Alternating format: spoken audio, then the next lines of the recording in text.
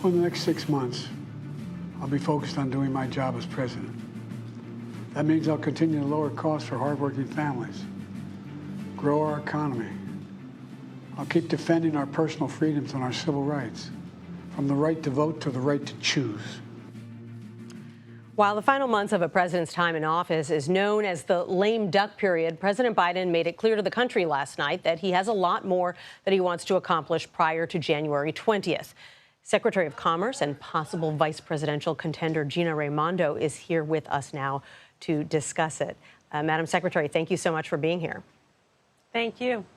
I want to get to the Harris campaign and your potential role in it in a moment. But first, I want to ask you about last night when the president you've been serving as Commerce Secretary for the past 3.5 years spoke publicly for the first time about his decision to step aside as the candidate. And I'm wondering how you feel about that decision. Did he do the right thing?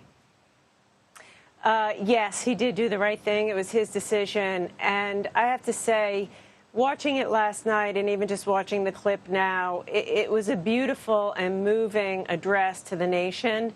It's the man I know, a man who's decent and honorable, who has always put country before self, which, quite frankly, we need more of in American politics today. I've never been prouder of him, and I'm just been so proud to serve alongside of him. And he made that decision for the good of the country, and I respect that deeply. The president talked a little bit last night about what he wants to do with his final 6 months in office. What are your priorities for the next 6 months, and what's realistic? You know, I wake up every day thinking that today's the day to get everything done. So we have a lot to do. In my case, we have to finish implementing the CHIPS Act to make sure that the United States once again leads in semiconductor manufacturing. We want to get all of the money allocated to states for broadband to make sure that every American has access to the internet. So we're just going to continue to run through the tape and do what we need to do, like revitalizing manufacturing, working on AI. That's a big piece of work that I have. So we're very focused and continuing to work.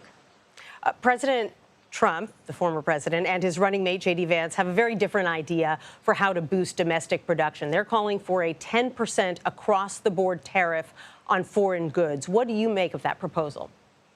I think it's a terrible proposal.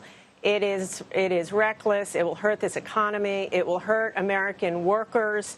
It'll impair our ability to manufacture. You know, many goods that are coming from China are actually inputs into products that we want to make in America. I think you know, Nancy, I make it my business to talk to American CEOs almost every day, from the biggest to the smallest companies. I literally can't find a single one who would support that kind of a policy. Tariffs to level the playing field and stick up for American workers and businesses can be strategic if done in a thoughtful, pinpointed way. But done the way that the former president is talking about it, I think is wrong-headed, is quite dangerous. And again, I talk to economists, I talk to businesses every day. They're scared of that particular proposal because they know how bad it'll be for the economy, for their businesses, and for workers.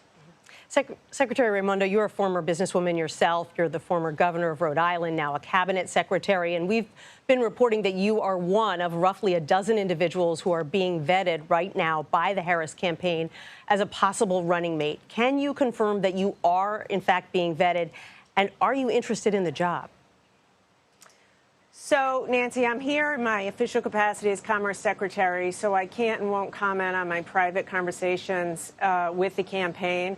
But obviously, it would be an honor to serve in that capacity, an honor for anybody. And it has certainly been my honor to serve alongside of Vice President Harris and have a front row seat these past few years to her incredible leadership. I respect the fact that you can't go into a lot of depth. You are, though, one of only a couple of women on the list of candidates. The rest of them are men. This nation has never elected a woman president. Do you think voters, particularly male voters, are ready to see two women on the same ticket?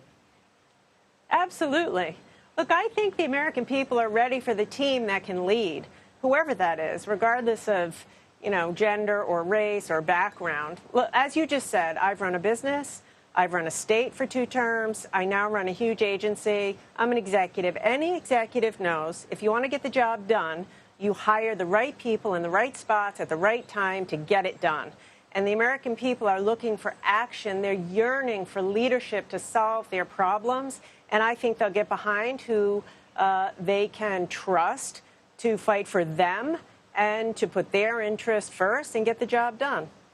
President Trump has been trying out some new attack lines on Vice President Harris. Just today, he called her garbage. He said she's the most radical person who has ever held office. And he said that she's not very smart. You've worked with Vice President Harris quite a bit over the past 4 years. Would you care to respond to those descriptions? I think it's ridiculous. It is so ridiculous. And by the way, I don't see how childish name-calling like that is going to solve any problems. Look, I have worked with the vice president. I have worked with her on artificial intelligence. I have worked with her on broadband. I have worked with her on manufacturing. She is brilliant, in the weeds. She listens. She's a hard worker. There's absolutely no basis for that, and quite frankly, no place for that in American politics. Let's get serious. Understood. Secretary Raimondo, Commerce Secretary, thank you so much for joining us today. We appreciate it. Thanks, Nancy.